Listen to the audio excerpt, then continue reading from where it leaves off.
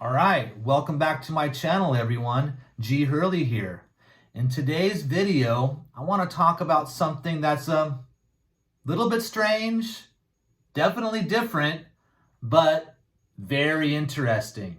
Looks like I'm behind a brick wall right here, and I kind of am. Why am I doing this? Well, we're going to talk about collecting vintage or antique bricks today.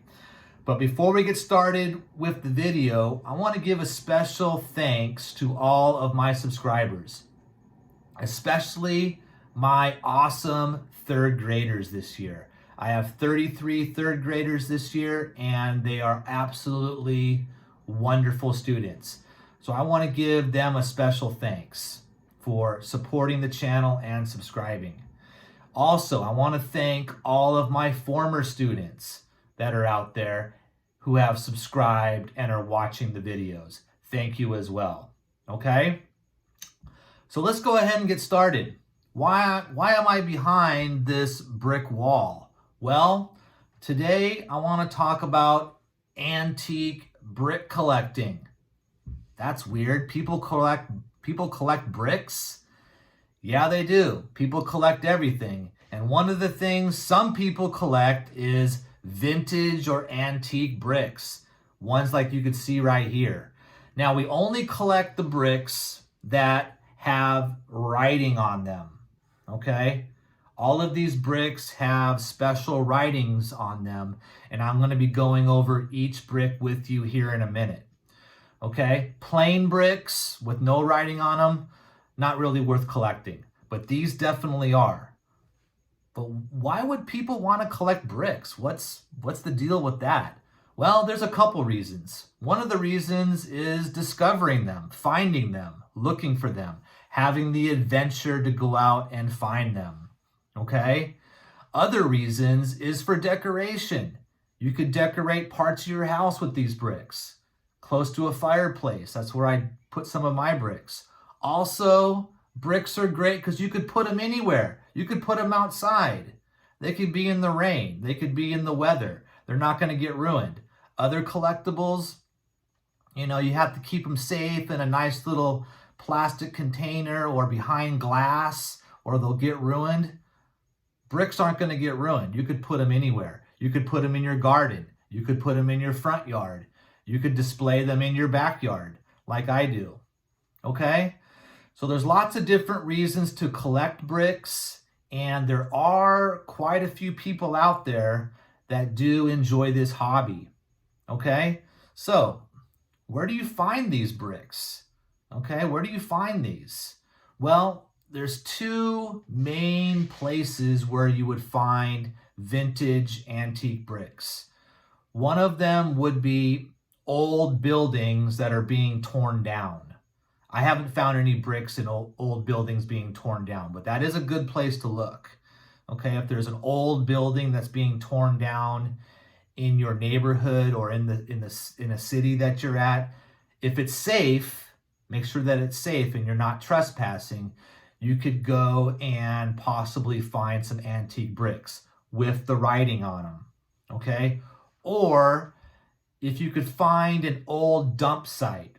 Okay, that's where I found these bricks. If you could find an old dump site, that is also an excellent place to find vintage or antique bricks. Old dump sites, and you have to dig them out of the ground. Okay, because I guess not only broken bricks were trash, some people threw away full bricks, like you see here. Okay, so that's a little introduction. Now, what I want to do now is quickly, as quick as possible, go over some of these bricks and what you want to look for. And I want to talk about a little bit of the history behind these bricks, what city they were made in, and what you could learn from studying and looking at bricks and collecting bricks. So let me go ahead and I'm going to move all of these over so I can present one at a time. Okay? I'm going to tear my wall down right here. Tearing the wall down. All right, so let's start off with this brick. Okay? It says Western. All right, now notice it has a rectangle here that's kind of indented into the brick. That is called the frog. Okay, that is called the frog of the brick.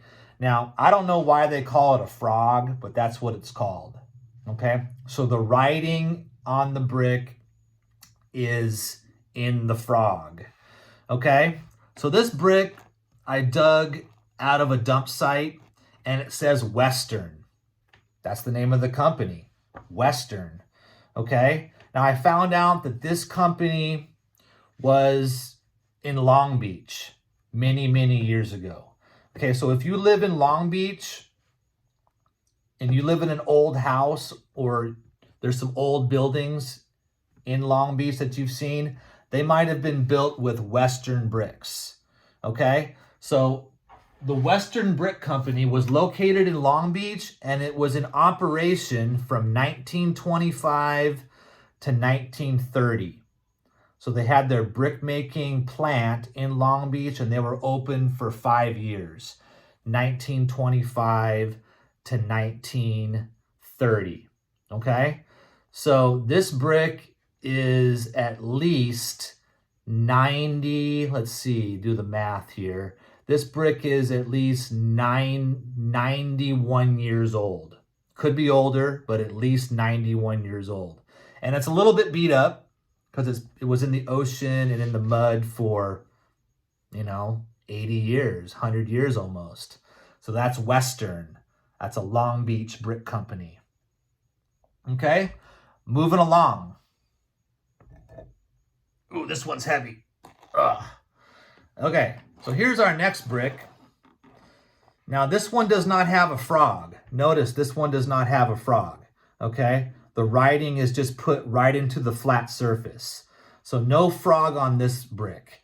This brick is from a company called the Denver Fire Clay Company. You can see the name, Denver Fire Clay Company. Okay, so this brick came all the way from Denver, Colorado. Okay, it wasn't made in California here. All right? And the Denver Fire Clay Company was in business from 1876 all the way till 1937. So this company was in business for quite a few years. And this word Champa right here, I found out that was the name of the street where the Denver Fire Clay Company was located in Denver. So the factory was located, the brick plant or factory was located on Champa Street in Denver, Colorado. But what this tells me is that Southern California was growing so fast back then.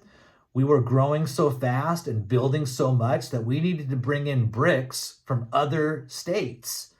We had to bring in bricks from Colorado to help build because we were building so fast here in Southern California, the Los Angeles area. Okay, so that's Denver Fire Clay. I like this one a lot. Really heavy too.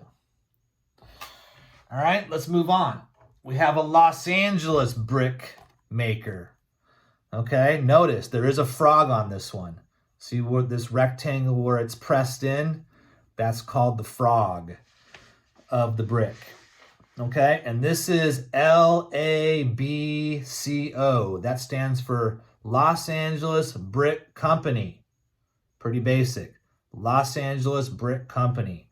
Now this was one of the major brick companies, okay, that helped build Los Angeles way back 100 years ago.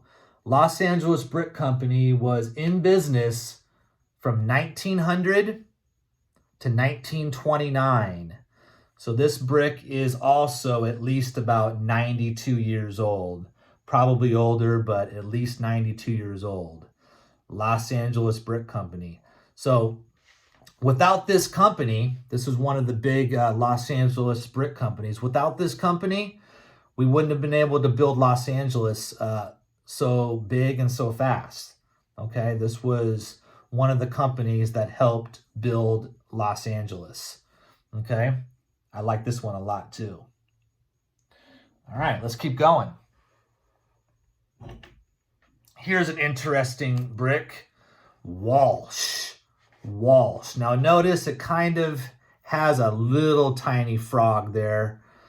Notice the rectangle. I don't even know if you would consider that a frog. It does go in a little bit, but you know, maybe a frog, maybe not quite sure. But Walsh, this was a company that was located all the way in Kansas City, Missouri. That's a long, long, long ways away from Los Angeles. So again, that tells me that Los Angeles and Southern California, where we live, was growing so rapidly, so quickly, that we had to bring in bricks from other states. This brick came all the way from Missouri, which is almost halfway across the country, you know, a couple thousand miles. And bricks are heavy. Bricks are heavy to transport. So this was probably put on a train and they brought it here by train. But Walsh Fire Clay Company is what it was called. Opened in 1918 and it's still open today. This company still makes bricks today in Kansas City, Missouri. Okay? So that's the Walsh brick. That's a nice one. Okay? And notice these little white spots. Okay, those were like barnacles. So there were sea animals that, this was in the ocean for so long that sea animals were starting to grow on it. Okay? I kind of took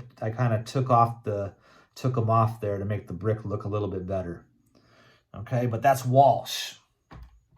All right, moving along. Okay, I have another Los Angeles brick maker. Okay, this one's different though. This has LAPBCO. Excuse me. Los Angeles Pressed Brick Company. Okay, so this one was even bigger than the other Los Angeles Brick Company. But this one was called Los Angeles Pressed Brick Company. Okay, and it does have the frog. Notice it has the nice frog right there. And a lot of the letters are damaged, but you could see Los Angeles, got the L, the A, the P, the B, the C, and the small little O there for company. Okay, so this was a really big brick company way back in the day. This company did definitely help to build Los Angeles. This company was huge and produced many of the bricks that make up our old buildings today. Okay? So if you go down to downtown Los Angeles, I'm sure that many of the old buildings in downtown Los Angeles were built with these bricks. Okay? And the Los Angeles Pressed Brick Company, they were open from 1887. Wow, that's a long time ago. 1887 to 1926. So they closed their doors and went out of business or stopped making bricks back in 1926. So this brick is very old as well. Okay? That's a nice one. All right, let's move on to my last brick here. And this one's pretty cool. Okay? Notice it has all of those barnacles still on the brick. Look at all those barnacles. Okay, I could chip them off, but I kind of like the barnacles on there. Shows the age. And shows that it was found in the ocean. You got ocean animals living on this thing. Okay, so this is another Denver Fire Clay brick. It has the D, the F, and the C, and the company. So Denver Fire Clay Company. And this R right here, I'm not really sure what the R means. I think the R means the model number for the brick. So this is an R model brick, maybe, whatever that means. And it has no frog. Notice, no frog again. I don't think Denver Fire Clay used frogs on their bricks. So no frog on the brick.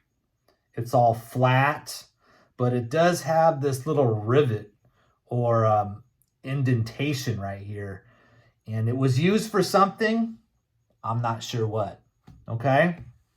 So that is Denver Fire Clay. And remember, Denver Fire Clay started all the way back in 1876 in Denver, Colorado. And it went out of business in 1937. Okay?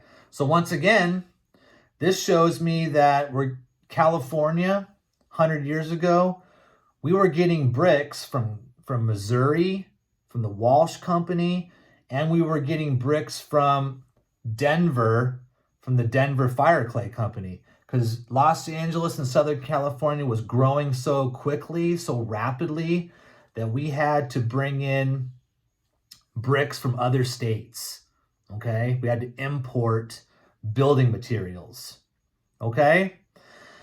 So that is my video on vintage brick collecting.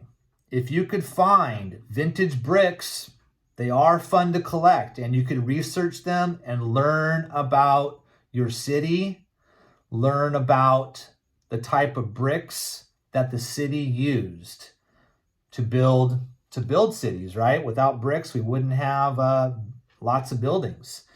Okay, so I hope you enjoyed this video. I hope you learn a little bit more about this interesting hobby that you probably haven't heard about before. Vintage brick collecting, guys. Very cool. So it's good to see everyone again. Remember, please subscribe if you haven't subscribed already, and support educational videos for kids. Thank you, and I'll see you next time.